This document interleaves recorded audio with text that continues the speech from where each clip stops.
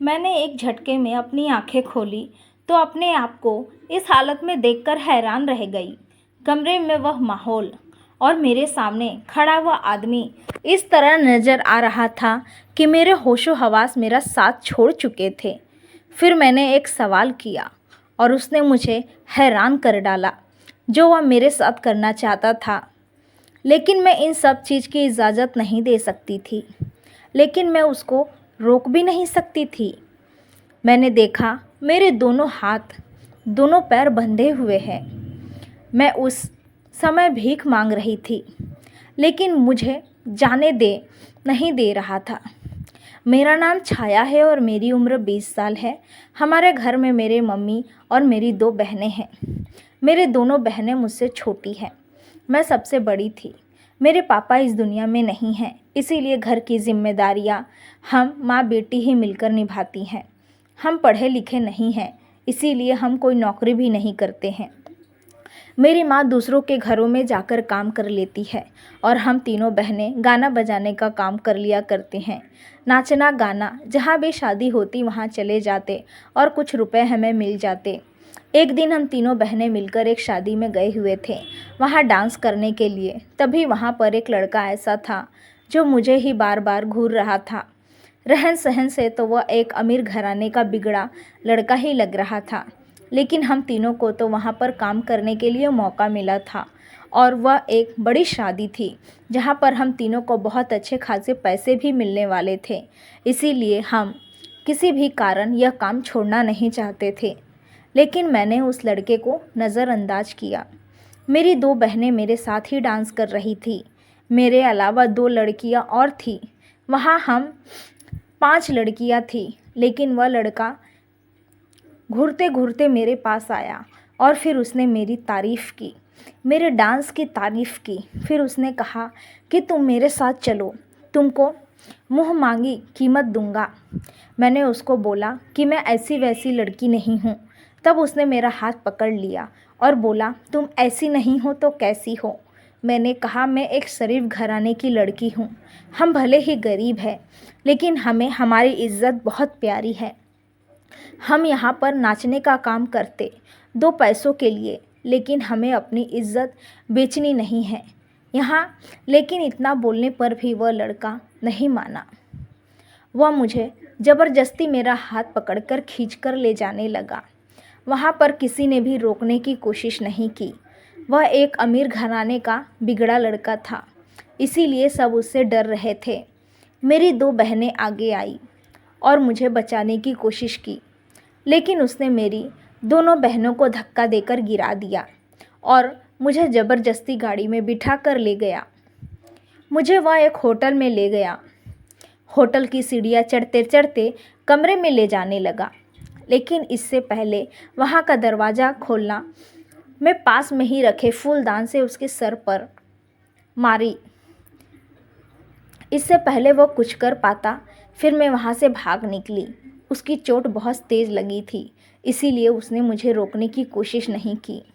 इस बात का फ़ायदा उठाकर मैं वहाँ से भागते भागते मैं रोड पर आ गई। मैं इतने तेज़ से भाग रही थी कि एक गाड़ी से टक्कर लग गई मुझे, लेकिन टक्कर ज़्यादा ज़ोर से नहीं थी। फिर थोड़ी ही देर में मैं बेहोश भी हो गई थी। उसके बाद मेरी जब आँख खुली तब मैं अस्पताल में थी। अस्पताल की नर्स ने बताया कि तुमको यहाँ के डॉक्टर लेकर आए हैं। वह डॉक्टर का नाम रवि था। डॉक्टर ने कहा, तुम 2 दिन से इस अस्पताल में ही हो, आज तुम्हें होश आया है? मैं बड़ी हैरानी से डॉक्टर से पूछा, मैं 2 दिन से यहाँ पर हूँ, मेरे घर वाले तो बहुत परेशान हो गए होंगे। फिर मैंने डॉक्टर से कहा कि डॉक्टर, मुझे मेरे घर पर पहुँचा दीजिए। मेरी माँ और मेरी 2 बहनें बैठकर आपस में बात कर रही थी। फिर मुझे देखते ही मेरी माँ खड़ी हो गई और मेरी तरफ बढ़ने लगी और मेरे मुंह पर ही मेरी माँ दरवाज़ा बंद कर दी। मैं बाहर से दरवाज़ा, लेकिन मेरी माँ नहीं खोली। फिर तब मैंने देखा खिड़की खुली थी। मैं माँ को बुलाने लगी, तब मेरी माँ ने कहा, तुम 2 दिन से कहाँ थी? तुम्हारी इज्जत तो चली गई है, तुमको हम इस घर में नहीं रख सकते। तुम्हारी 2 छोटी बहनें भी हैं, पर तुमको मैं इस घर में रख ली तब इन दोनों की शादी नहीं होगी।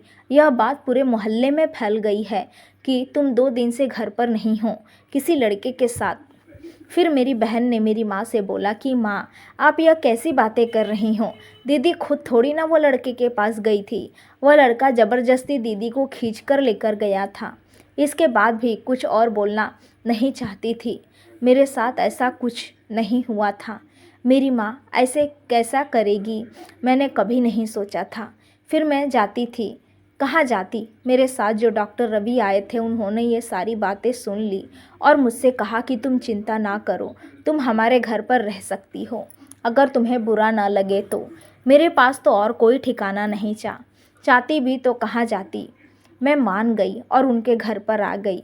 घर में आई तो देखा घर बहुत आलीशान था, बहुत सुंदर। फिर डॉक्टर ने मुझसे कहा कि तुम जाओ, जाकर फ्रेश हो जाओ, वॉशरूम किचन के बाजू में ही है।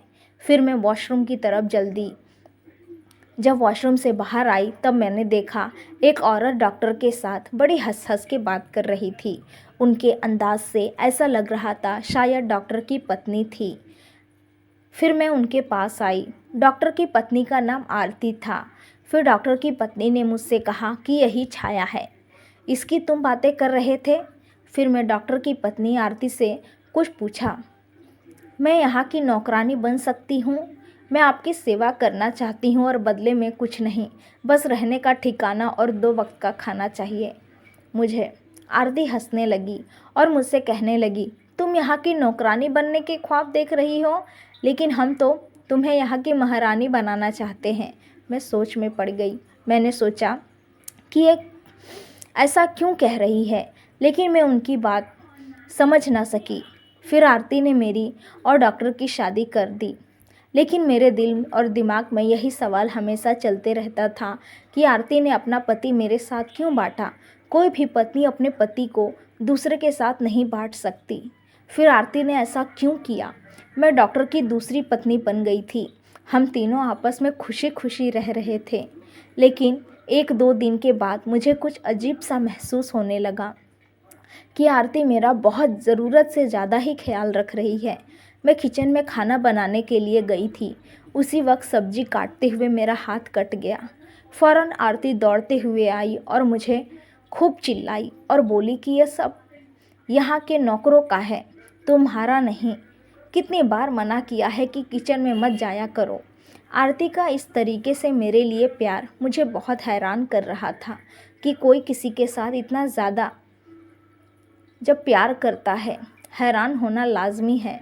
फिर एक दिन मैं अपने कमरे में सो रही थी। मेरे कमरा ऊपर की तरफ था।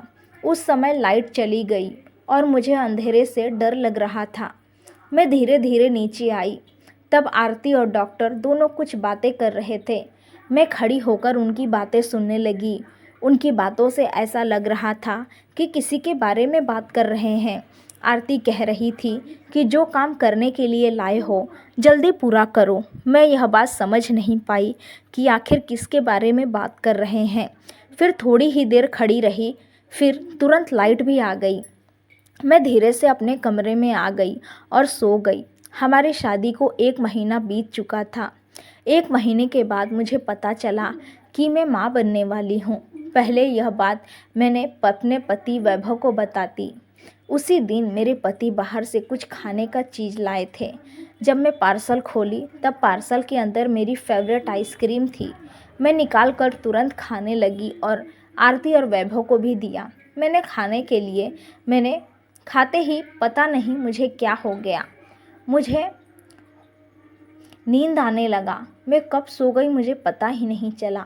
जब मेरी आँख खुली तब मैं थिएटर में थी, ऑपरेशन थिएटर में थी।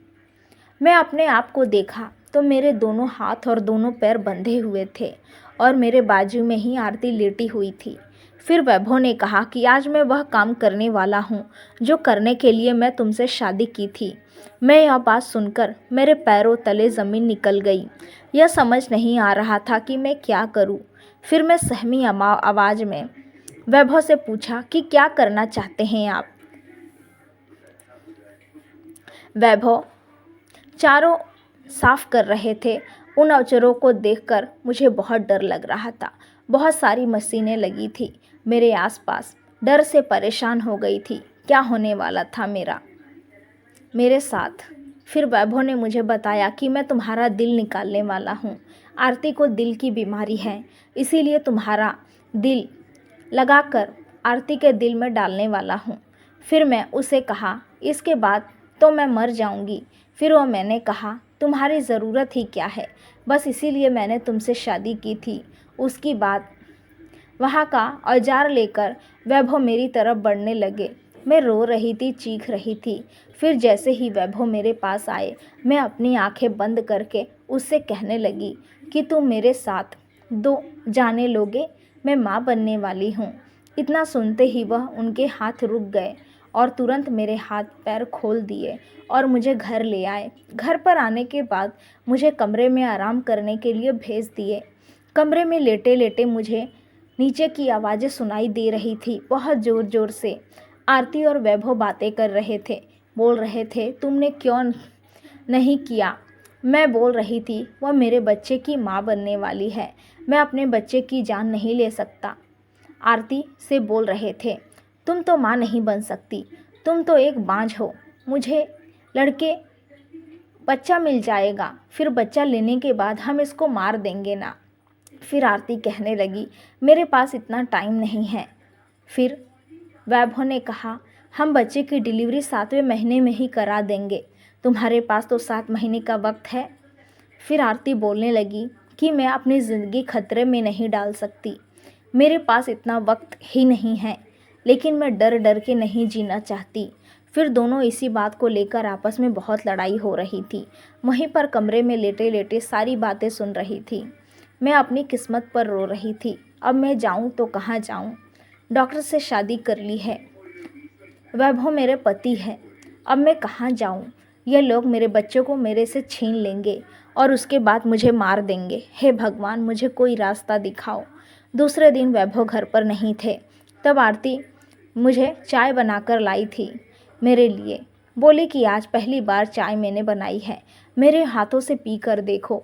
फिर आरती ने इतने प्यार से बोला था कि मैं मना नहीं कर पाई।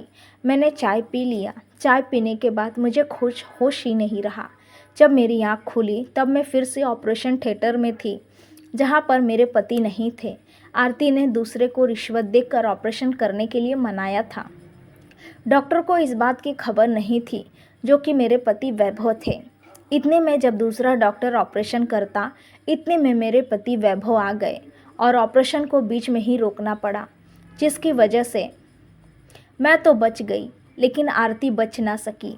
आरती ने अपनी जान गंवा दी, जिसके पास मैं बहुत उदास रहने लगी।